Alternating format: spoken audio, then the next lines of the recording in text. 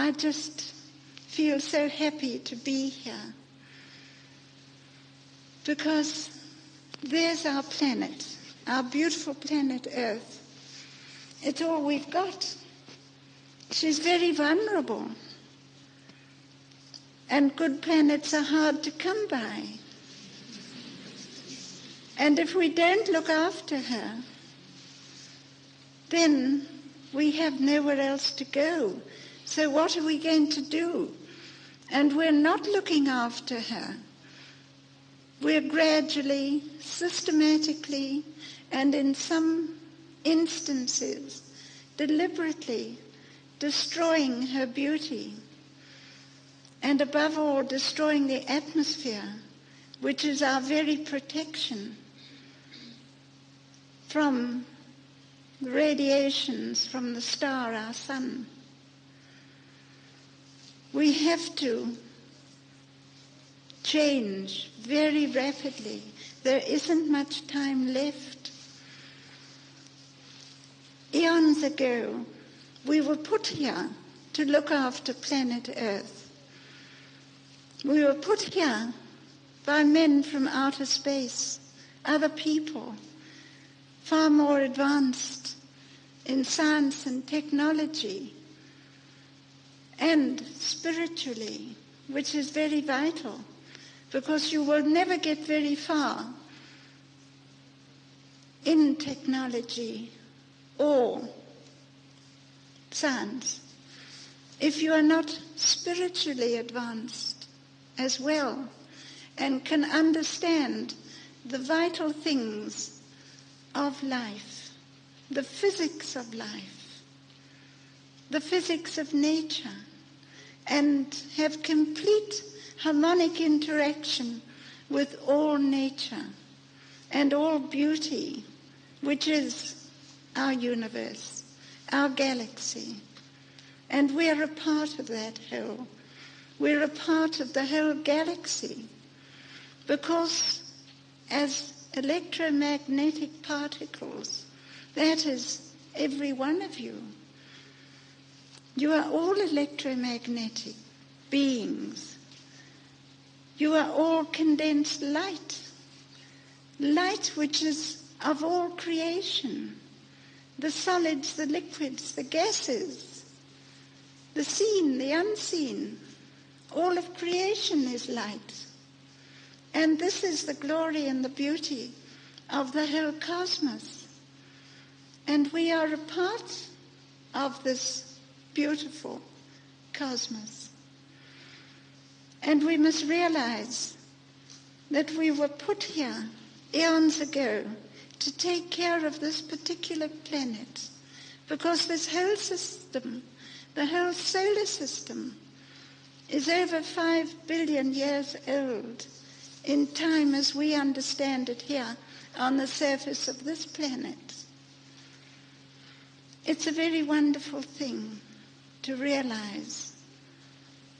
But humankind, the majority of them here on this planet, unfortunately, are a product of their environment, and they become ignorant, they become selfish, they become greedy, they want to grab everything they possibly can. They do not realize that in so doing, their mind, their whole attitude of mind changes. Through ignorance, they become fearful, and that breeds aggression, and that breeds hate and war. And this is an attitude of mind that is vital to be changed, because mankind, humankind of this planet, can only understand the greater things in life, the greater dimensions, when he expands his consciousness. We live in the fourth dimension all the time. And humankind here are not aware of this. The majority, the masses. The result is there is great confusion. They live in a three-dimensional world of length, breadth, and height. They cannot understand the fourth dimension up there, which is very, very wonderful, which gives you the complete vision of the cosmos. This is an incredible, and as Jim said before, fantastic. It is fantastic.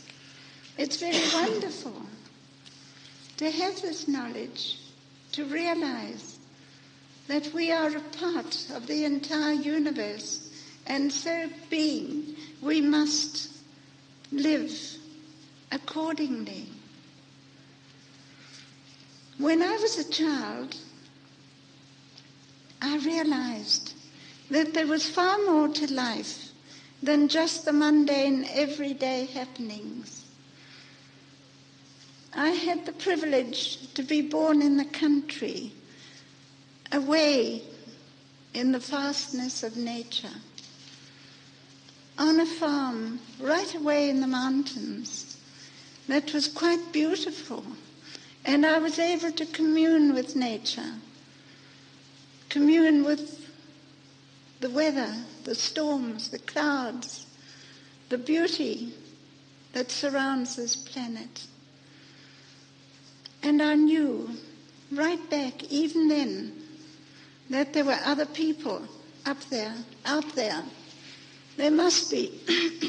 This couldn't be the only planet inhabited by humans, because the human being is the most adaptable creature of all.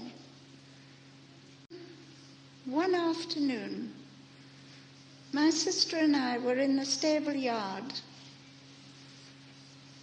and I'm a great animal lover, great nature lover.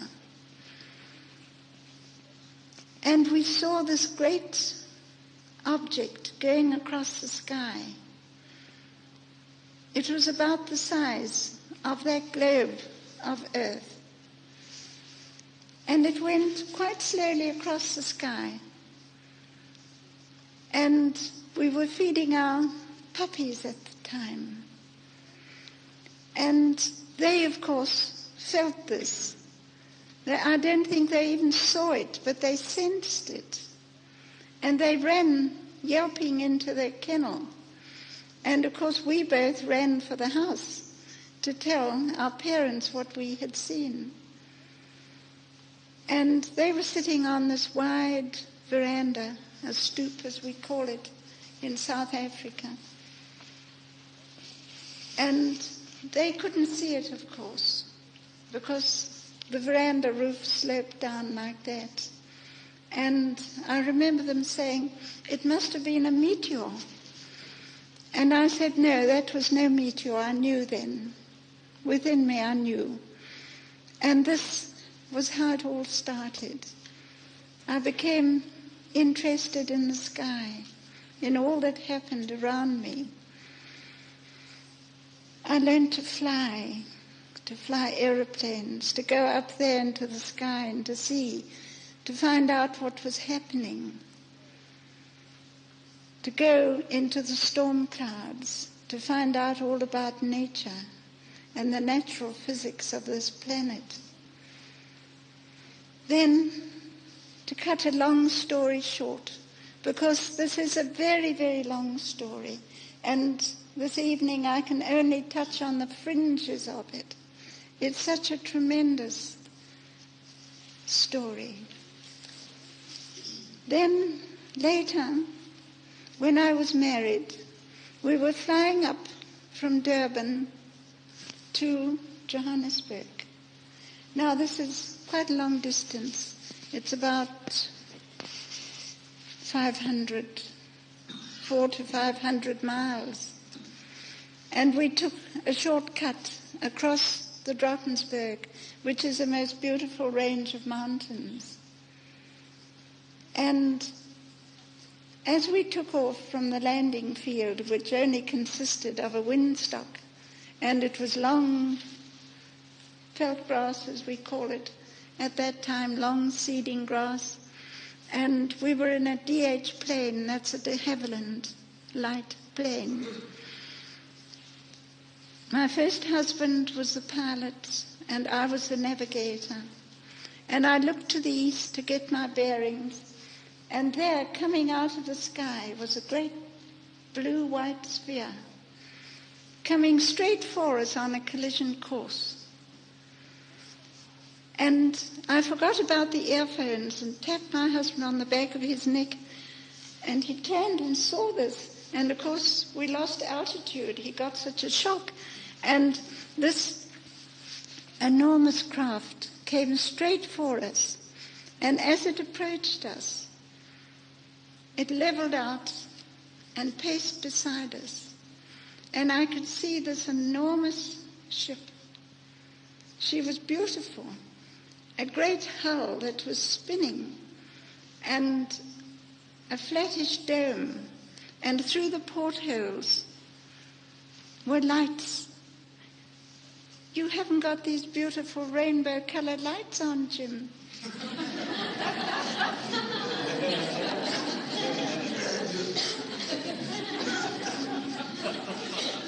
It was like this, the different colored lights of the spectrum that were coming from her and out of the portholes, and beneath was the most beautiful light of all, of deepest violet, like this carpet.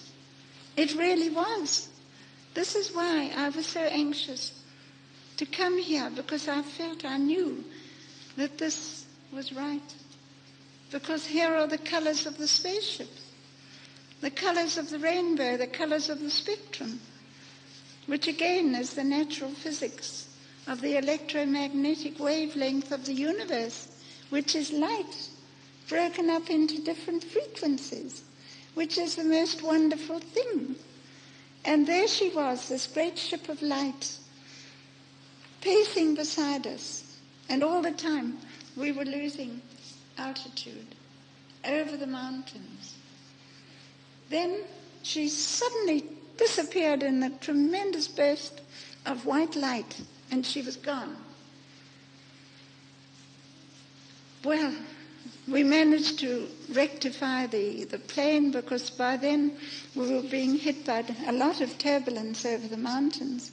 And we landed safely eventually at the airfield in Johannesburg. And, of course, my husband, being a very seasoned pilot, all he could say about it was that thing in the sky. And he immediately phoned Air Force headquarters in Pretoria and reported the whole incident. So they asked us to wait there. And they immediately sent over 2 Air Force officers to interrogate us. And we sat over cups of coffee well into the night discussing this. But I knew here was the spaceship back again.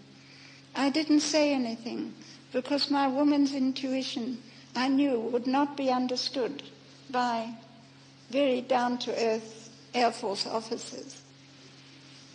So I kept my thoughts to myself. And as time went on, the Second World War, just prior to that, we were stationed in England at de Havilland's experimental station, which is at Hatfield in Hertfordshire, England.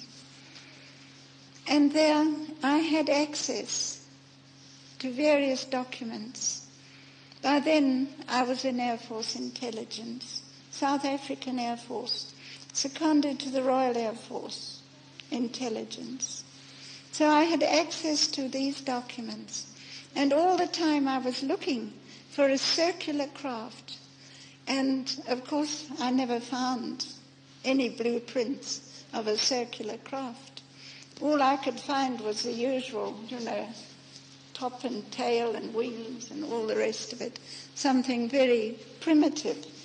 And anyway, the Second World War came about, and this is all history.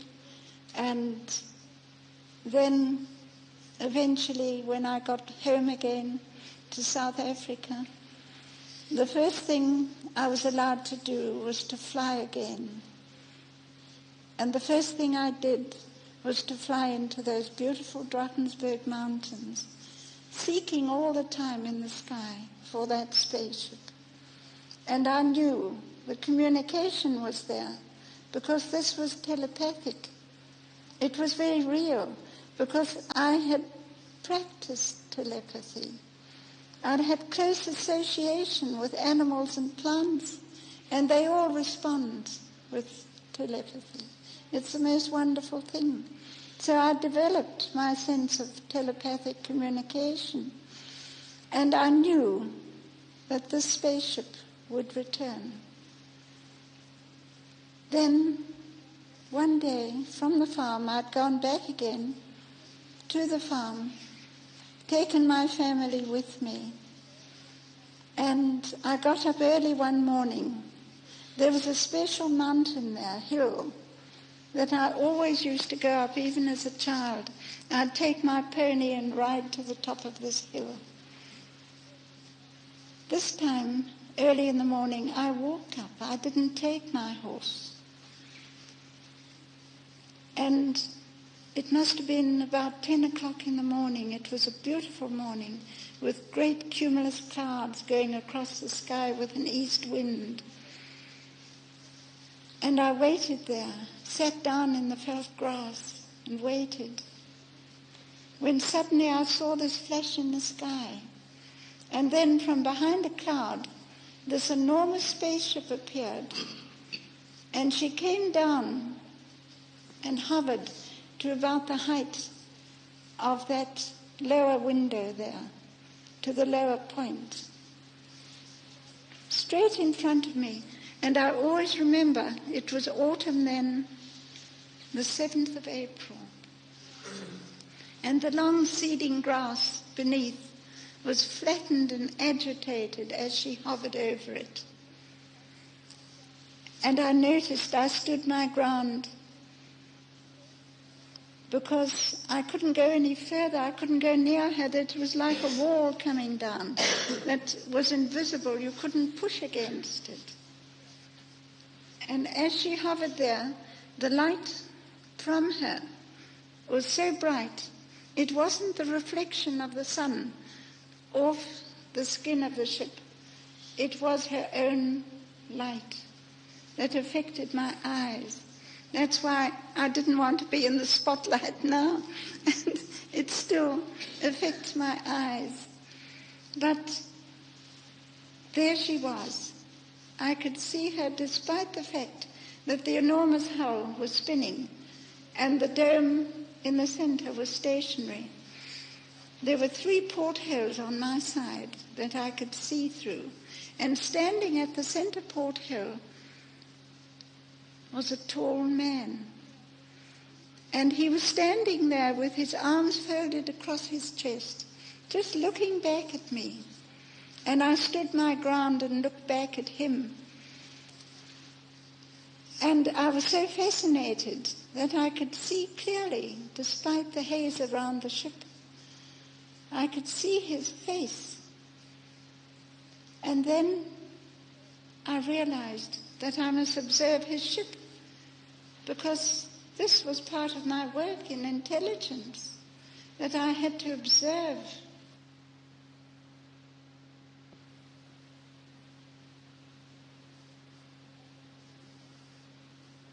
Rapidly.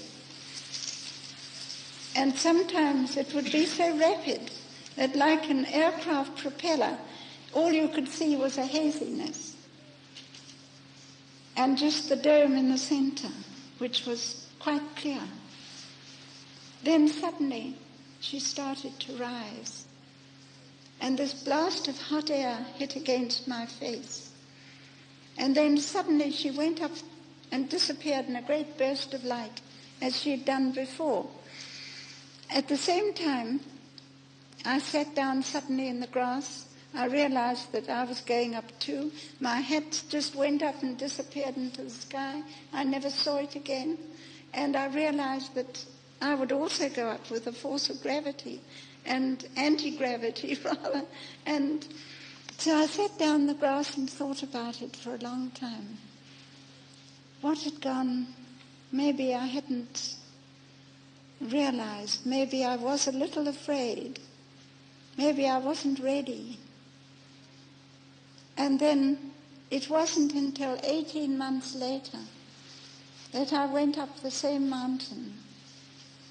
And there she was, landed in the dip in the top of this mountain. And standing beside her was the tall man. I never hesitated. I ran straight to him down that rough slope. I felt as if I had wings to my feet. I never even tripped over these great tufts of grass and stones and rocks and all sorts of things.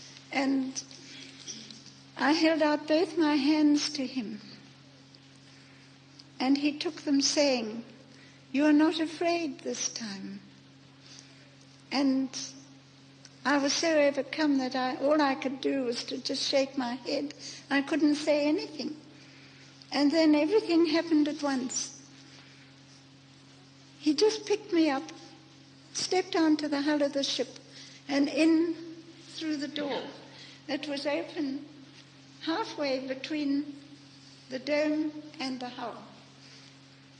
And as he walked through, I glanced back over his shoulder and saw the doors close together, and they just sealed. And there was a circular wall. You couldn't see where a door was. And sitting at the controls was another man, and I remember his flashing smile. And as he set me to the floor, which was covered with the most glorious rose-red carpeting, type of springy carpeting. And the first thing I did was to go straight to the porthole to look out, because I could feel this. There was a vibration coming through the floor. And as I approached the porthole, it just closed like that in front of me, and the whole wall was just smooth, shiny, curved wall. And then the tall man came to me, picked me up again as if I was a feather, and sat me down on the bench. There was a half-moon bench, this side and that side. And in the center like that was the viewing lens, a most beautiful viewing lens that came up almost to the height of the globe. And it was a golden crystal, and it was half into the floor, and encircling it was a band of gold, pure gold. And he gently said, "Look into the viewing lens and you will see everything." And there was just the scene of everything. I could see above, below, and to the side, in all directions, as if I wasn't in a spaceship. And I realized that the walls were changing color as we were moving, changing color like you've got here, the rainbow colors. And the circular smooth walls, and the colors were beautiful. Then there was this great dome above, and that was also changing color. And the light simply came from the walls and the dome. There were no separate electric lights at all. The whole lighting system just emanated from the walls and the dome. And there was certainly no separate lights. And there were no cables or anything to connect it. It really was the most beautiful sight. And then I spent the whole day with them. They took me with them and brought me back again that late evening. And so the whole story began from that. And after that, I had 9 wonderful years of earth time with Arken. That was his name. Of course, I've written a book about it. It's all in my book, which is entitled Beyond the Light Barrier. Ordinary atmospheric craft, as you know, we have the sound barrier. But with spaceships, we have the light barrier. And she is created. We never talk about construction or anything like that. She is literally created in space from pure light energy into substance. Now this is just the opposite to the atomic bomb, which is created from substance into energy. That is the destructive way of doing things. They create from pure light energy, which is the electromagnetic wavelength of the entire universe in which we live. And we live in different frequencies within this, as you know. And as you live and think, so you really are. This is true. You cannot go into that spaceship unless you know exactly what is happening. As I mentioned just now, they create her from pure light energy into substance, and this is done in space, so that she takes the natural circular shape of all celestial objects, and she is a duplication of nature.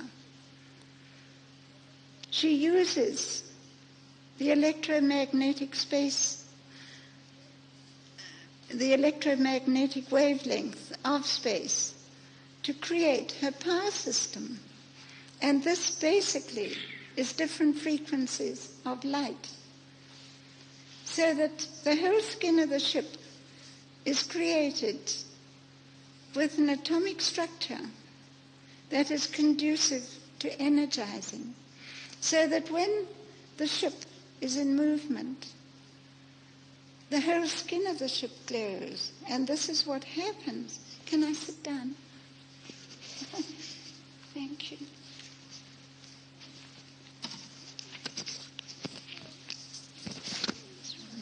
So here we have a real starship of the universe that is a very beautiful ship of light. And the power system is such that, as my book explains, she is a faster-than-light spaceship. Out there, there's no such thing as velocity. We don't think of speed or velocity of any kind. She simply moves from one point to another, from one point, which is a solar system, to another star system. And this is done instantaneously through the matrix of space, because out there it is not a vacuum. There is the ether of space. And you have this wonderful cosmic energy, which is the natural energy of the entire galaxy in which we all live. We could utilize it here.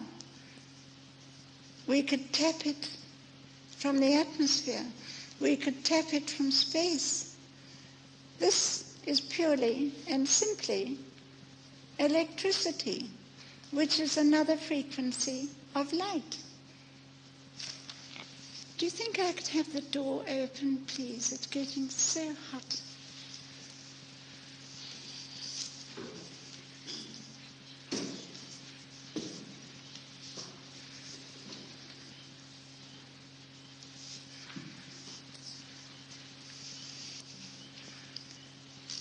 So here we have, it's not going to affect you there, I hope. You're not going to be too cold. Or could I sit over there by the door? Or is it all wrong of me to ask that? But anyway, here we have something that is very beautiful, very natural, very wonderful. But we are dealing also with electromagnetism, which is also a frequency of light. And the electromagnetism is very vital to all of us, as we are electromagnetic beings. And you cannot go in that spaceship unless you know exactly what is happening. You have to know within your mind what is taking place, how she is utilizing that cosmic energy, which is light. Because you have gravity. It's electric. Electromagnetism, gravity, and resonance, which is harmonic. It's a harmonic interaction of all these frequencies of light that she uses for her power system. And you must know exactly how she is utilizing this cosmic energy. Otherwise, you cannot leave your mind behind. I mean, you're going in your physical body, but your mind is the most important part of you. The mind is vital. It controls your body. It controls your thinking. It controls your health. It controls everything. And it's vital to know and to be a part of that spaceship. And this is the secret of the connection with these wonderful people from space. They are a very ancient civilization. They put us here in the first place to look after this planet. We were not descended from the primates of this planet. We were fathered by men from outer space. Eons ago, millions of years ago. They are millions of years ahead of us. They live very beautiful lives. Their civilization is simple. It's not complicated, full of drastic happenings as we have to experience here. They have an abundance of everything.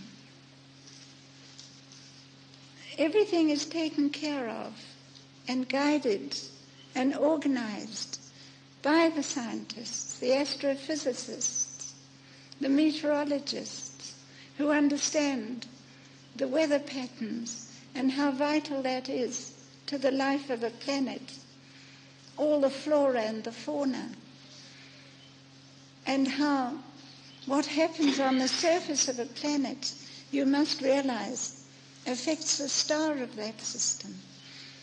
You are all connected to the star of your system.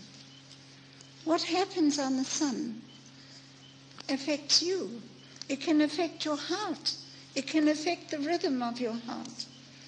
Because when you get the maximum period of sunspot cycle, you get these vast solar flares that come out from the sun, from these sunspots that are triggered off by magnetism.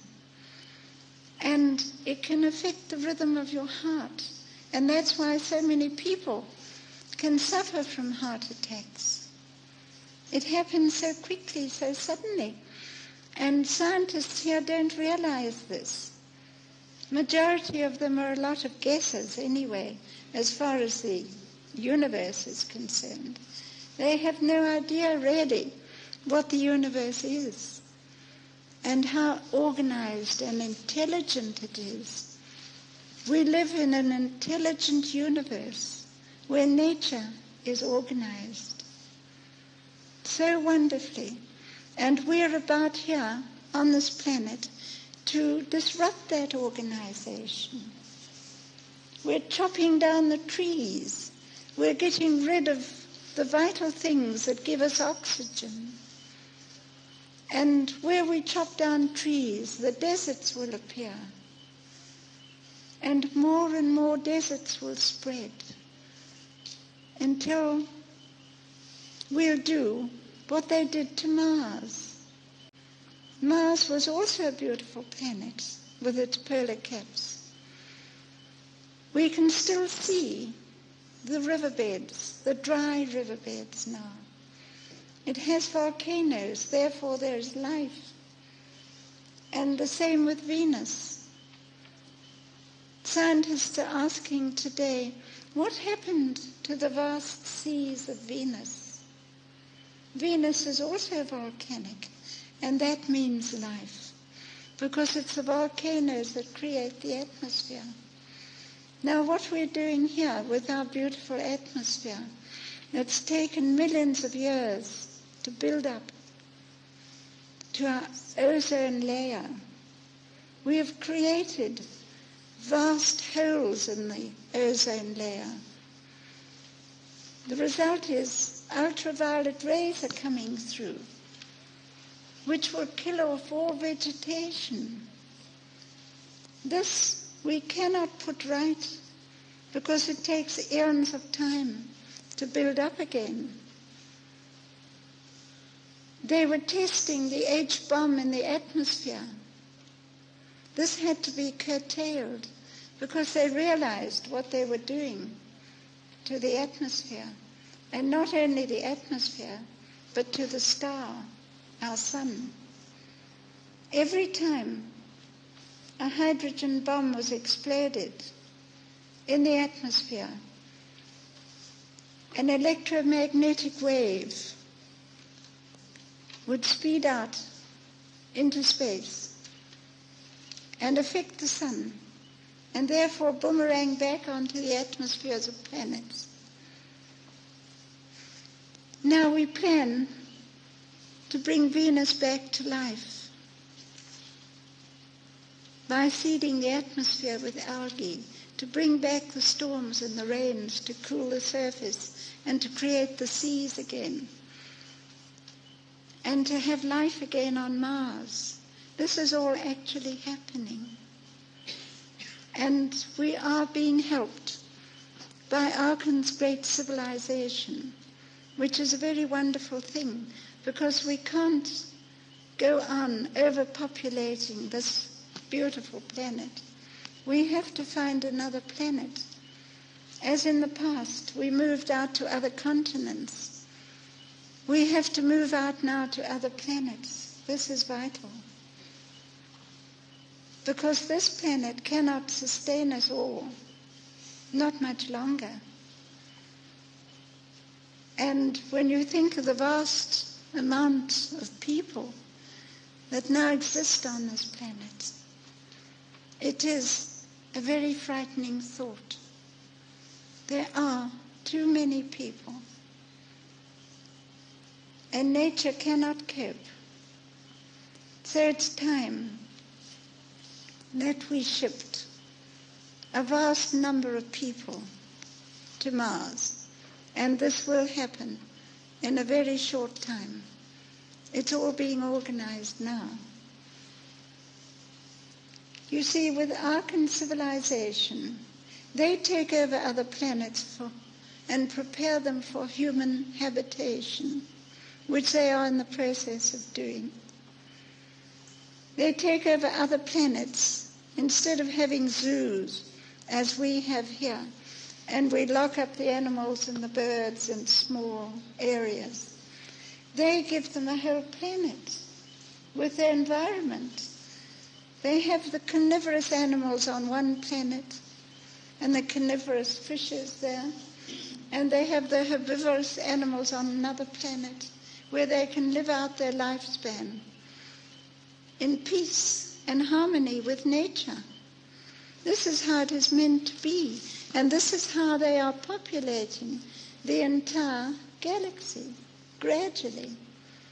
At the present time, they are actually preparing planets in the star system of Vega for human habitation.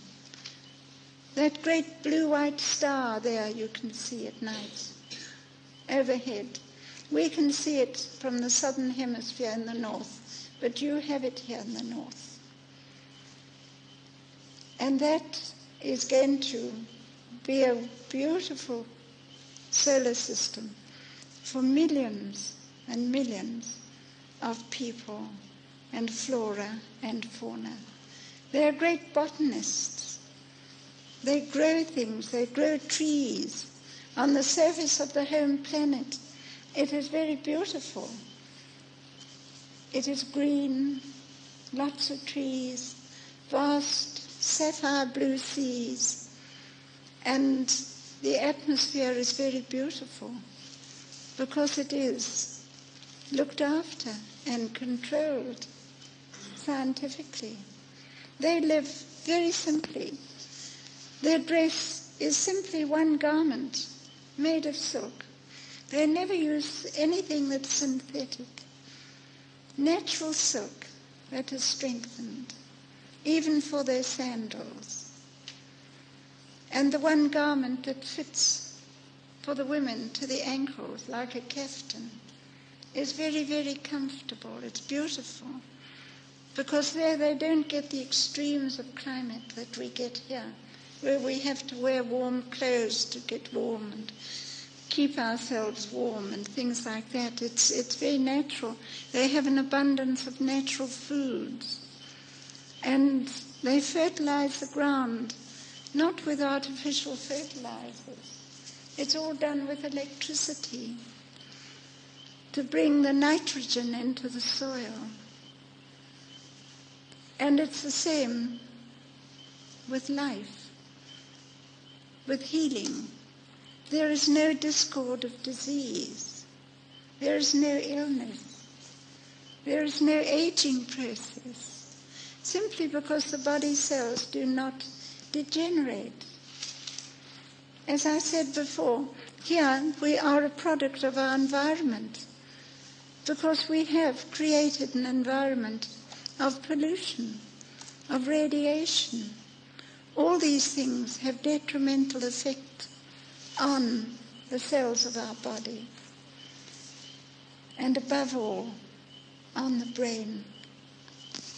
We do not protect our heads, our brain, from the effects of intensified radiation and ultraviolet rays from the star, our sun. Because the sun now is shrinking, and therefore it's pulsating like this, like a heart, all the time. And as it pulsates outward, it releases intensified radiation, which the atmosphere can no longer protect us from, because we have polluted it to such an extent that even the trees are being affected, the plants naturally. They are the first to go. And the trees in Europe are dying. But not only because of the atmosphere, but because of terrible experiments that they're doing for military purposes with a very low frequency electromagnetic waves to change the wind patterns throughout the entire planet. But because of terrible experiments that they're doing for military purposes with a very low frequency electromagnetic waves to change the wind patterns throughout the entire planet, which gives us sudden extreme weather, like sudden cold, sudden blizzards, great storms and hailstorms. And all this is being done for military purposes. It is actually happening. And only just recently, Arkan civilization intervened. In Russia, at the Baikonur Space Center, they had an enormous rocket on the gantry, ready to blast off, with a military payload. And this military payload was an H-bomb to go into orbit around Earth. When one morning, quietly, 2 starships came in and circled round the base. Now this is real. It really happened. As I'm telling you, everything's real. It really has happened. And these 2 starships quietly circled round the base. The one starship circled round the rocket on the gantry, and the whole gantry collapsed with the rocket. The starship simply used magnetism to pull all the nuts and bolts out of the gantry. So the whole thing collapsed. Then the other starship went to the administration buildings where all the very highly sensitive electronic equipment was housed, and simply punctured holes in all the windows with a light ray, so that the air conditioning so necessary for all this sophisticated instrumentation and computers was completely nullified. And before anyone could even get out of their chair, the 2 starships disappeared into the sky. And it was all over. So they are starting to come in now into our atmosphere on very close surveillance to see what we're up to and to intervene when necessary. Because there was another incident that occurred just recently, actually last year,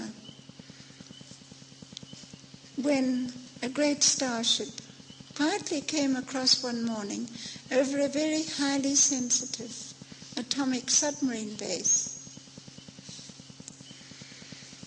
Immediately, the jet fighters were sent up to intercept the spaceship.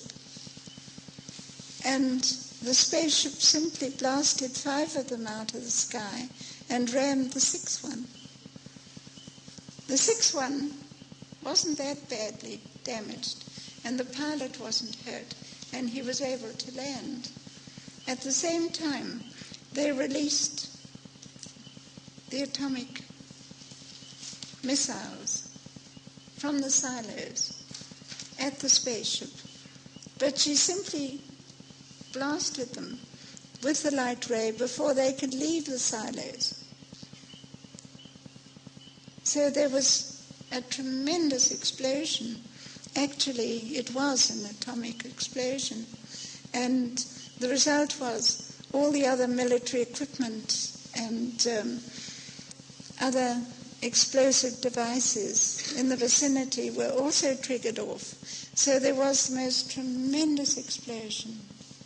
This was actually on the news. And so this is what is happening. They are keeping a very close watch on us now because we are moving into space and we're taking war into space. And this is what they will stop. They will intervene and stop us taking aggression and war into space, because this is the first thing and the most vital thing because of our atmosphere. Would you like the door shut? I'm sure you're cold now, please. I think it's cooled down enough. Thank you. I don't want you to catch cold. Everyone? I'd love it, thank you. But please close the door because I feel you're getting cold there. It's pretty hot stuff here. Thank you.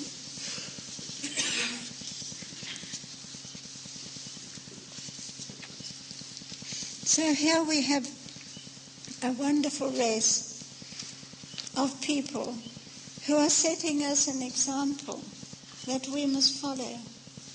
It's a very wonderful example. They're a very gentle people. They don't have wars. It doesn't exist with them. They have no monetary system, so there is no greed. There is no starvation. There is no want. It really is a utopia, and it really does exist. And their way of living and thinking is one of creation and construction. They live in harmonic interaction with all things, which is so vital. They use harmonic mathematics because that spaceship, when you realize how she is created in the harmonic interaction of her shape and the radius of her size is a harmonic, as it is throughout the entire universe. Everything is harmonic. In the electromagnetic wavelength of light, you have the harmonic sounds, you have the colors, you have everything in that electromagnetic wavelength. And it's very wonderful because it can be used for constructive purposes, not for destructive purposes. It can be used for the most incredible communication that is instantaneous. And as the spaceship moves in space, there's no such thing as radio wave propagation. You simply tune in with your mind to your destination, and the spaceship goes immediately to that destination. It can be another star system, 26 light years away, as Vega is 26 light years away, or the home planet in Proxima Centauri, which is 4 light years away. Well, this is near. This is our nearest neighbor. This is no distance at all. When Arkan took me there, he sat me down on this very comfortable bench. This whole area reminds me of it.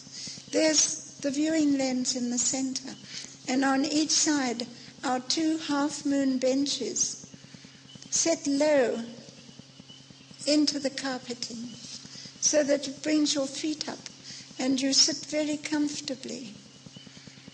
And he told me to sit back and just relax. He put his hand on my forehead and told me to relax back and think of the spaceship, because she is a living, natural, celestial object of light.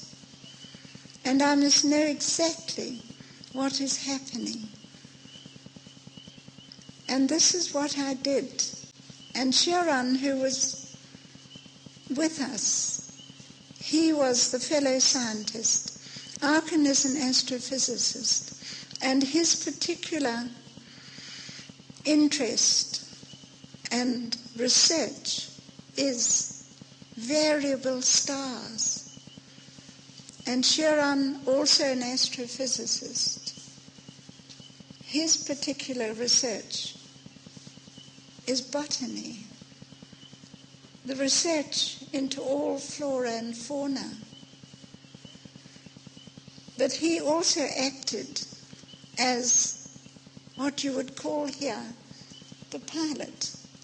And all he did was to tune in to the home planet Meton in the star system of Proxima. And we just went. And it seemed just a few minutes I was sitting there. I closed my eyes and visualized the starship moving through space as she used the matrix and the electromagnetic wavelength of space. And I became a part of her. You have to. As you're a part of the earth, you have the atmosphere to protect you. You are a part of earth, which is also a living, beautiful creature. Earth is living. And every now and again, she gets annoyed with all the creatures on her surface, and she shakes them off with an earthquake or a volcanic eruption.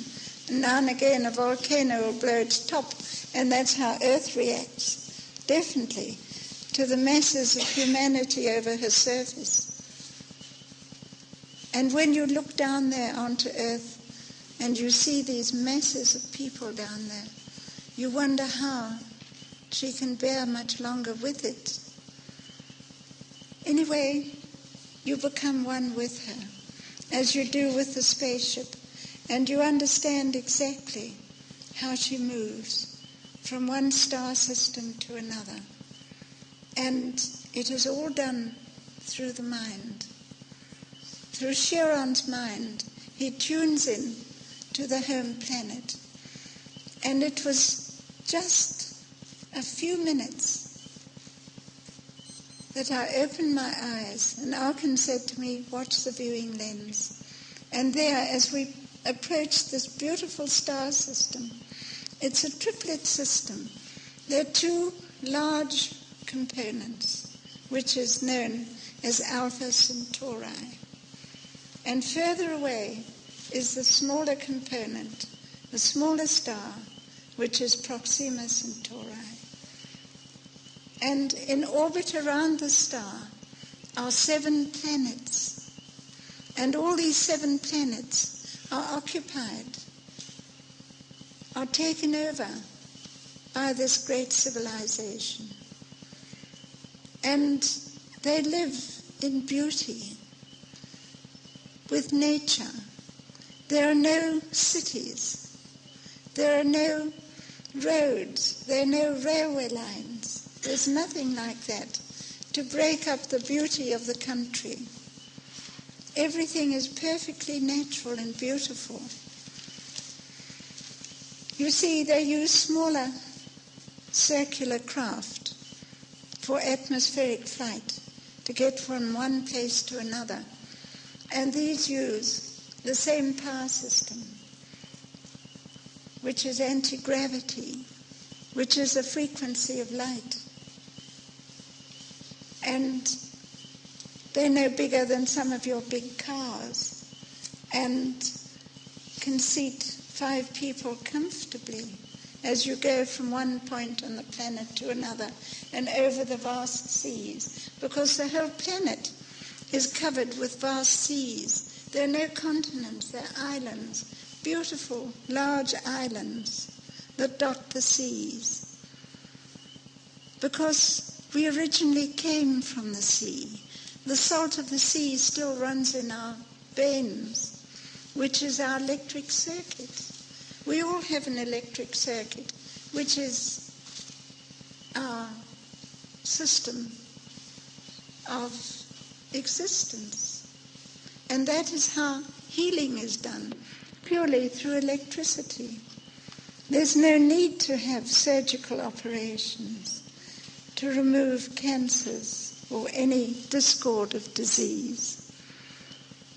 It is done through electricity to put that circuit into harmony again. When it gets out of harmony, you have illness and disease. And your electric circuit, which is your bloodstream, simply retains the harmonic interaction of the entire body. So you're cured. And it's something that's very beautiful and very natural. Now, a lot of medical specialists know about this. But if they gave this to the world, the doctors wouldn't have any patients. And the result is they wouldn't have a living. So again, we come back to the greed of the monetary system. This is a very sad state of affairs, but something that has been with this planet for centuries. The social system of this planet has been wrong for centuries because it is far too careless, too greedy, too thoughtless. But that will gradually change through the example set by Arken's great civilization, who live in love and harmony, tolerance, understanding. And they wouldn't dream of interfering with us because we have to, majority of us, have to learn through dire experience. And this really does happen. I would like to ask you, because this is such a vast subject, I could go on talking to you until midnight about it. It's so vast. I can only touch now on the fringes of it, but I'd like to know what you want to know. This is the important thing, because you are important. You're wonderful people, all of you. Otherwise you wouldn't be here tonight in this wonderful, beautiful light center. Because you are beings of light, all of you. And God is light, and light is God. And this is the truth of the universe. And you're a part of it. Please tell me what you would like to know. 35 years. In fact, ever since I was a child, I can say, give it more definite emphasis, is ever since I was a child I knew. Because this, I feel, is certainly not my home planet.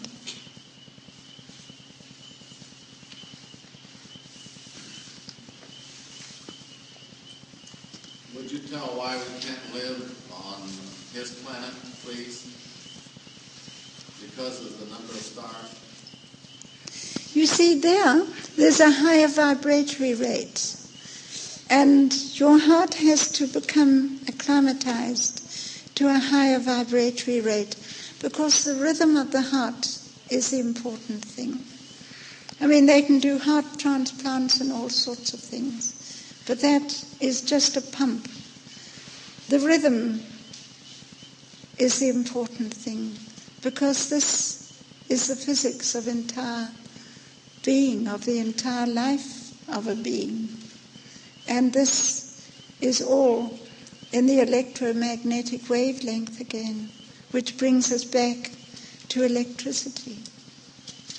You can live there for a certain period, but you would have to take certain natural herbs to regulate the heart rhythm. And when you come back to a planet of this nature, where the star is a variable,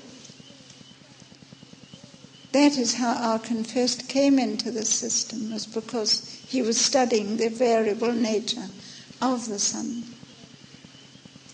And the rhythm is very erratic, and the result is you have to take medication all the time that is a natural herbal medication to rectify the rhythm of the heart, to withstand the lower vibratory rate of this environment. Because there you have the light from 3 stars. There's never any night. There's always light. Because when the 2 larger components set with the rotation of the planet, the smaller star rises. So there is always light there. It is a system of light. Yes, dear. Are we familiar with this herb And would it be constant for everybody? Do we know this herb that you're speaking of? Beg your pardon, sorry. The herb that you're mentioning, is it familiar to Earth people? The home planet, Yes. Meton. The herb. You're saying one would have to take an herbal medication. Oh, herbal, yes. Yes. It is a natural herb that we can grow here too. In fact, yes. Which one is it? It grows in the mountains. It won't grow in the lowlands at all. Is there a name to it? Or? It is a silver herb. And actually, just to go on a little bit more on that, on the top of Flying Saucer Hill in Natal in South Africa, where the spaceship first landed, in the dip there is a great circular patch where she landed. And the grass is greener in that circular patch. And these herbs are actually growing there. It's a silver herb, and it's very beautiful. And it's the same up on the heights of Cathkin, where she also landed. And they photographed it, and they photographed it from the air. Particularly from the air, you can see the circular patch, because you can see so much more from air photography than you can on the ground. Thank you. Yes. When you were gone for a period of time, was that time equal corresponded with time here? No, time varies. It varies wherever you are. We have time here simply because we mark it off on the clock, intervals of time, and we simply become slaves to it. It's not necessarily the fact that we have to become slaves to time. But I'm afraid this has a very detrimental effect on the health of most people. It creates stress. There is no time really. Out there in space, it's timeless. That's the fifth dimension. But during the time that you were gone and gave birth to your son, how much time elapsed here? 9 years here and 4 months there, yes. Very good. I enjoyed your book very, very much. Thank you. I had 9 wonderful years with Arkan, as I mentioned before. Sorry. Was it you? I'm ready for a new beginning, and I'd like to know the preparation that is necessary to possibly travel to Mars or Venus when those planets are ready. Well, you see, as I think I've mentioned, you won't get very far with a rocket. And you'll have lots of trouble with rockets. But I think they've been very brave and they're trying very hard. But there's only one way, and that is with the true starship. And this is what they want. Earth scientists, this is what they're after, is the power system of the starship. That's why the whole subject has been stamped top secret, because it's military subject. Now, are these starships that we're creating, or are these starships from other... Well, you see, there's a lot of confusion. You must realize in this whole subject that there are flying saucers that are Earth-constructed, what we call the nuts and bolts one. Now, the real starship is all in one piece. The whole surface is smooth and all in one piece. And there are no nuts and bolts. Because remember, she is created in space from pure light energy into substance. And the whole skin of the ship is created as a natural, circular, celestial object. Then they bring her to the surface of the planet and complete the interior, which is absolutely beautiful. They love beauty. They live in beauty. It's very necessary. It's necessary for the mind, for the thoughts, for the brain, for the psyche, for your whole living pattern. It's vital.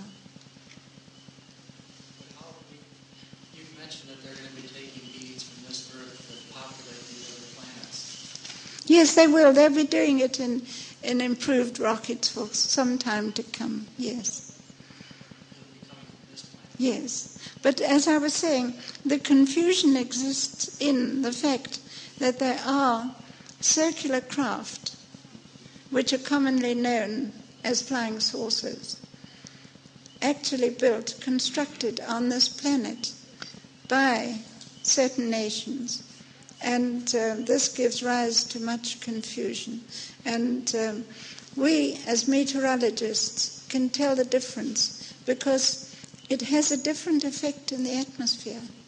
Now, at the end of towards the end of World War II, the German scientists were, of course, then working towards space flight.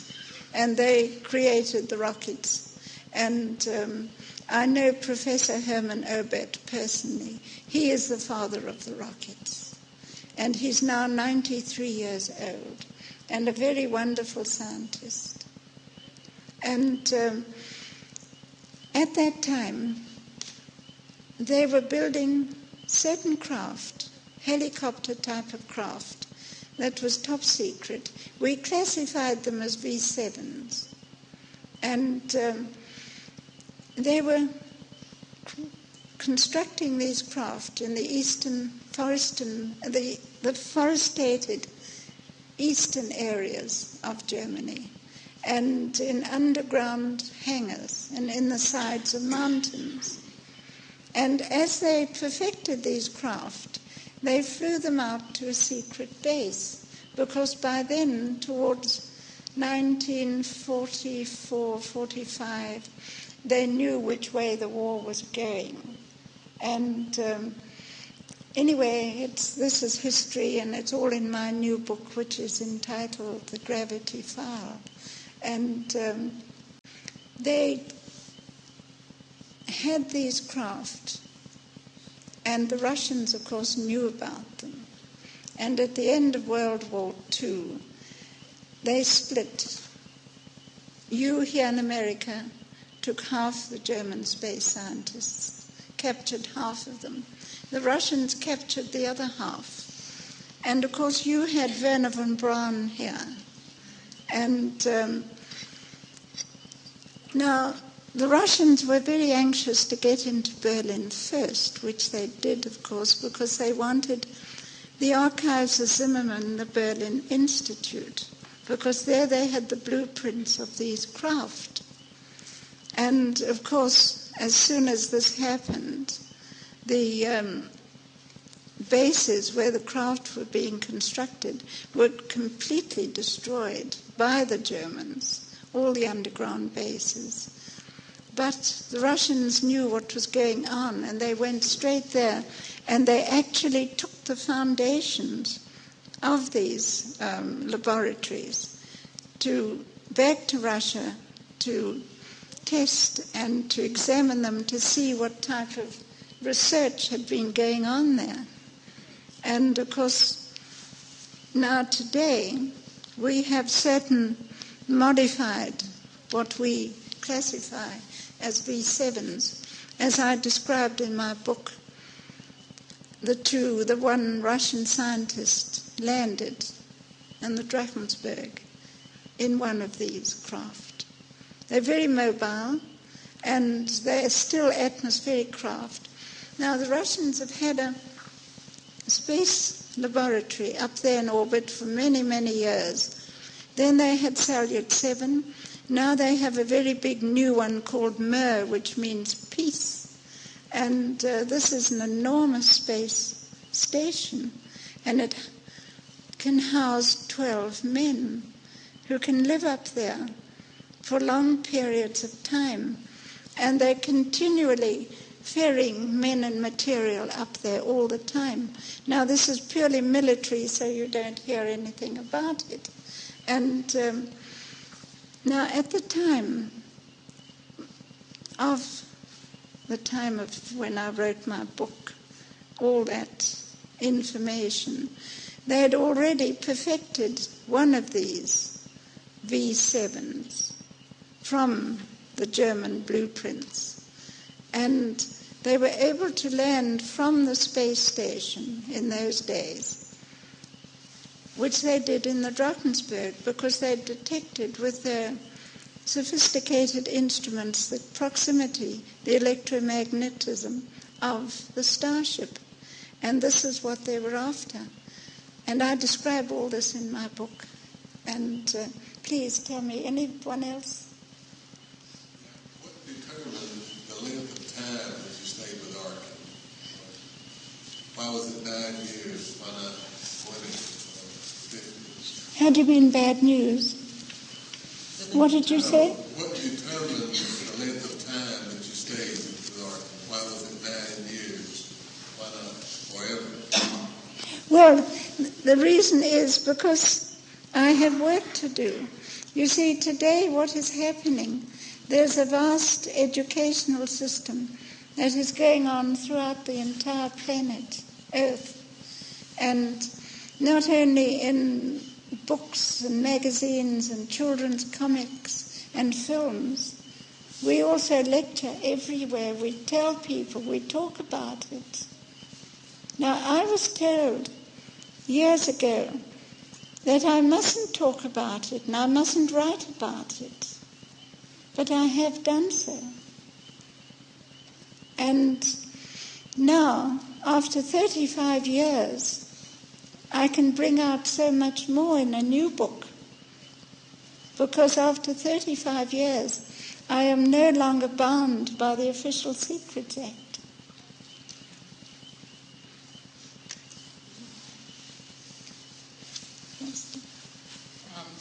I have some question about how this is connected to spiritual awakening, in the sense that Arkin and his race being our seed, going from us to them seems linear, and whereas as Christ's example, that seems a bit different. How does our light being and our awareness and consciousness fit in with this race? Well, as I said, it's an attitude of mind, a way of living and thinking. And if you do that in the light, which is an expression we use, in the light, which means love, understanding, tolerance, this is universal. Christ's teachings are universal. It doesn't only apply to this planet. Not his teachings, but what he did, where he took his body and became a light being. That's right. He simply moved. It was a metamorphosis. He simply moved into another dimension. You must realize that there is no such thing as death. Everything is changed. Nothing stands still. And everything moves throughout the entire universe. Everything is changed. Nothing ever stands still. And you are condensed energy. And when your physical body decays away, because that's literally what it does, your energy, your soul, your spirit, whatever you wish to call it, is still very much there, because this is energy, this is light, and that never dies. And the result is, it's all done through the electromagnetic wavelength of the universe. As you live and think, so you get on that magnetic wave that takes you to a higher dimension, to a more advanced planet, where you can be reincarnated. And it's like a cycle of life. This is nature. It's natural. It is a cycle of life that brings you back from the energy to the substance. And this goes on all the time. Everything is continuous change. And it's very wonderful. This, you would say, is fantastic, but it really happened. There is no such thing as death. It's purely a metamorphosis from one state to another. And then you know exactly. You're still alive. You know what's happening. You can see yourself. Medical science has proved it too. In fact, one of the greatest scientists described to me how on the operating table he actually died. And there he was watching what the surgeons were doing, and he was telling them what to do. And they didn't listen because they couldn't help. So you see, there's so much. It deals with everything, absolutely everything in life, and everything that you think in your spirit, everything. Thank you.